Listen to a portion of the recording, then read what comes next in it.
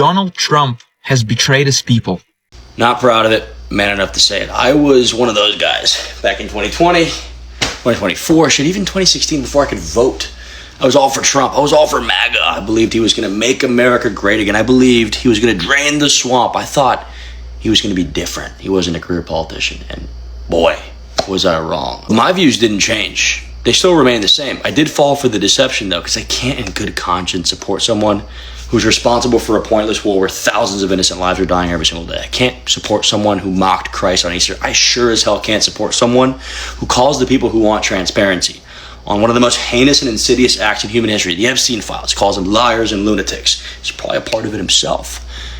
Can't support that. When it comes to politics, it's hard to even align myself with one of the parties because they're both being controlled by the same puppeteers at the top. So I was wrong. Not proud of it. Man enough to say it. If you're a MAGA worthless piece of shit, and have recently come to the conclusion that you no longer want to be a MAGA worthless piece of shit, but your ego won't let you admit you're wrong, I have some advice for you. Just say you were deceived. Say you were lied to, and you no longer are a MAGA worthless piece of shit. Now, pro tip, don't try to explain it. Don't try to explain why you were lied to, because then it all falls apart. If you say dumb shit like, I didn't know he would do that. Yeah, you did. Yeah, the fuck you did. So just stick to it. We'll give you a pass and let you go, okay, fine, he admitted he was deceived. And that'll be good enough for us to move forward just a tad. Still not forgiven. But at least we can all agree that, you're no longer as big as a piece of shit as you were. But that's your out. Just say you were deceived.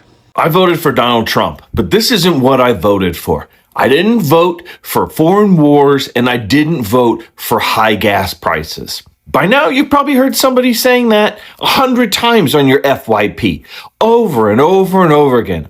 I voted for him, but I didn't vote for this. But you did vote for an adjudicated rapist. You did vote for an insurrectionist. We're okay voting for somebody who disparages women, makes fun of the disabled, comes up with nicknames, and is an absolute bully to everyone he meets. Did vote for somebody to build concentration camps, to put undocumented migrants into those camps and leave them in the most insane, deplorable conditions a human can imagine. You were okay with U.S. citizens and undocumented people being killed in our streets. You had no problem with that. You have no issues with the things that Donald Trump does. You just don't want to pay more for gas. You're offended that there's an AI Jesus. You voted for it. It's now your mess to clean up, and you don't just get to walk away and get welcomed back into the fold. They said he would make America great again, prices would fall, jobs would be created, and life would get easier.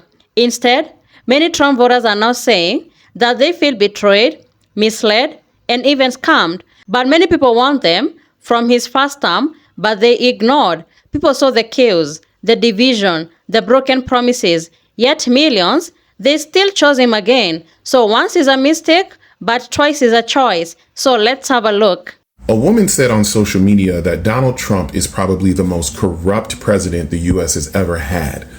But I don't care as long as he keeps going after black and brown people. And this is why Trump's new statement of we need to go to a wartime economy might just happen. He wants to raise our military budget to $1.5 trillion. And he wants to cut all the public programs for health, education, research into diseases, I think even public parks might get cuts and whatnot, massive cuts to things that people need to survive. So of course, Medicaid, and of course, welfare benefits and all those things. And his supporters will always say, yes, that's fine. Because in their minds, I may lose this, but those people of color are losing it too. That's why we don't have healthcare in this country, because people of color might get it. That's why we don't have universal education, because, that means free, because people of color might get it. This is why they're trying to get rid of free lunches, because children of color might get it. And this hate and spiral of insane feeding of propaganda has been going on for forever. It's like in the 1930s, they had this statement where they said marijuana makes Mexicans lust for the flesh of white women. Like literally, they put this out like this is perfectly normal. Birth of a Nation, painting black people as these aggressive, apish, ogreish like people that are just angry and aggressive and violent. And they've been doing this for generations. They've been manufacturing this hate, this obsession that somehow immigrants and people of color are going to be the end of us because they're so violent. But yet every war that's been started, it's been started by who? You know, all of these hate groups are who? Like, and you have to think about what that means to someone's psyche, where you're believing all of this rhetoric, but you're the one enacting the violence. You're the one doing the wars. You're the ones doing all the crazy. And this is why we're in this situation now. Racism is expensive, folks. And now we're stuck in potentially not even having the basic programs we get now. We don't even get what other countries get. We're not getting universal health care. We're not getting free health care.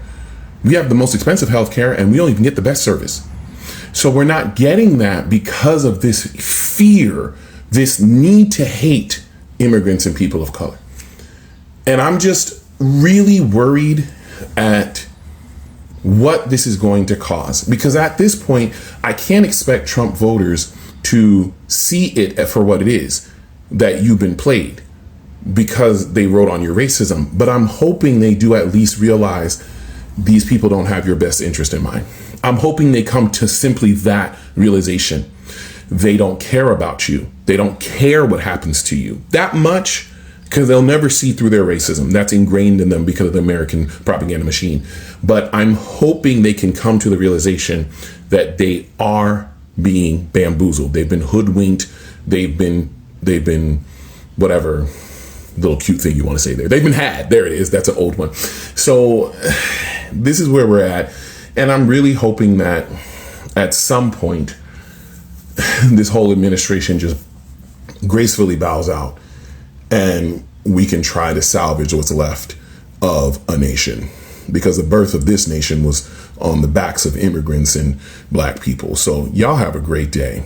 I voted for him for lower grocery prices. He promised me cheaper prices on groceries. And that has not happened. Not only has that not happened, I am getting my food stamps taken. I am getting my cash assistance taken. I am getting my Section 8 taken. I am getting all my welfare governments taken. I did not ask for this. Yes, I would not have voted for him if I knew this was going to happen. Do you know what drives me insane about these people that say that if I would have known, I wouldn't have voted for him, or I did not vote for that? Yes, you did. The first thing that bothers me is yes, you did.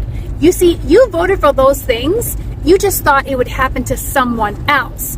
You were perfectly fine with other people losing programs, losing things that would benefit them.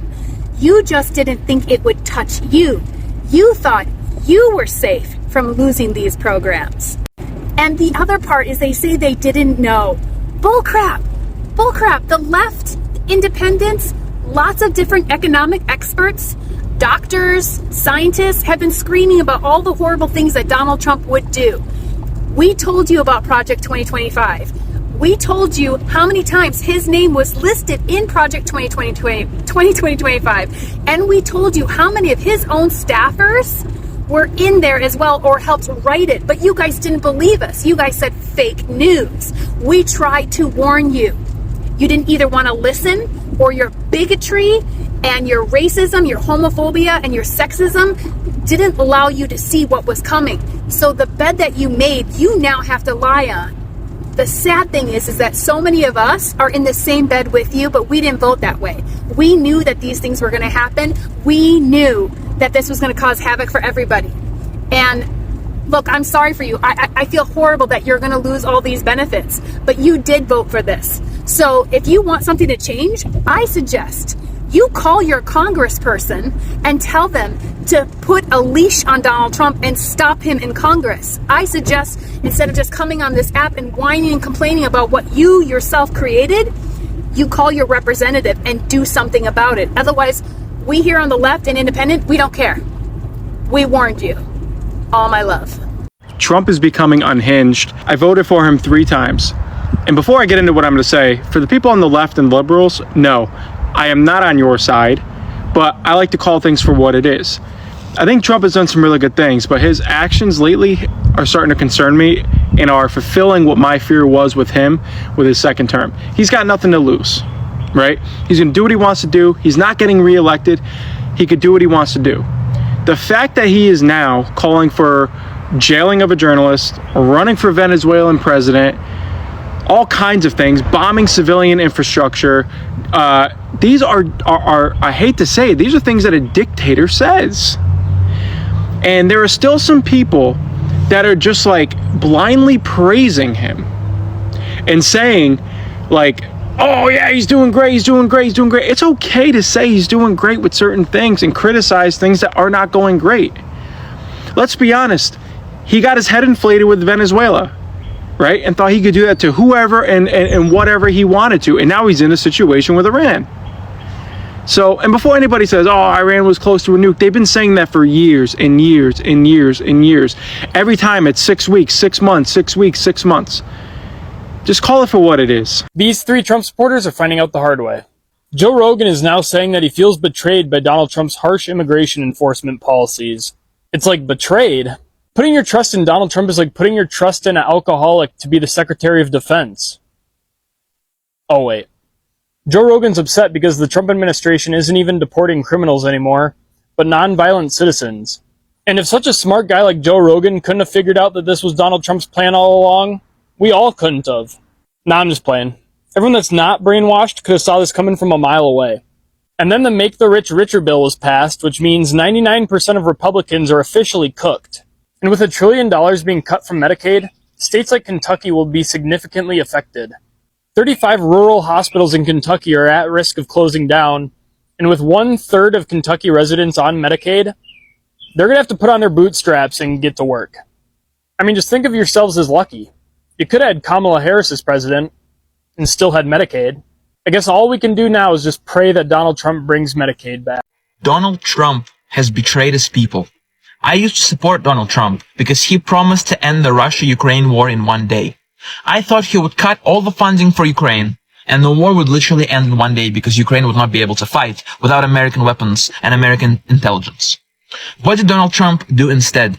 He continued funding Ukraine. He made Ukraine sign a deal where they gave up all of their minerals and all of their natural resources to the states. So now it's actually beneficial for the states to fund Ukraine in order to keep that territory under Zelensky control so that it's obligated to pay out all the minerals and all everything, right?